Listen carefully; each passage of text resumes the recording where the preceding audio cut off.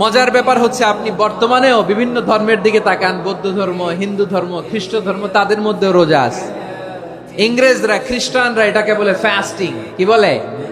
Fasting. আমাদের হিন্দু ভাইয়েরা বলে উপবাস। তারা কি বলে? উপবাস। আবার এখন আন্দোলনেরও একটা মাধ্যম হয়েছে এটা, না খেয়ে থাকা, এটারে বলে অনশন। এটারে কি বলে? অনশন ধর্মঘট।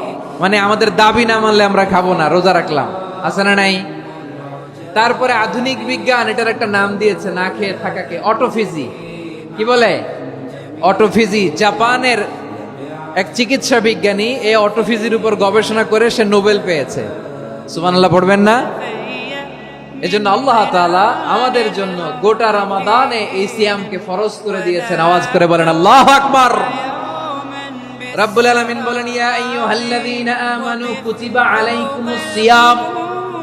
সিয়ামকে তোমাদের উপরে ফরজ করা হয়েছে, কামা কুতিবা আলাল্লাযীনা মিন ক্বাবলিকুম, যেমনি তোমাদের পূর্ববর্তীদের উপর রোজা ফরজ করা হয়েছিল, লাআল্লাকুম তাত্তাকুন, যাতে করে তোমরা আল্লাহ সচেতন হতে পারো, যাতে করে তোমরা মুত্তাকি হতে পারো। লাআল্লাকুম তাত্তাকুন, যাতে করে আমরা আল্লাহ সচেতন হতে পারি, আল্লাহ কনসিয়াসনেস আমাদের মধ্যে গ্রো করে। এটা হচ্ছে রোজার prime objective, the prime objective of Siam.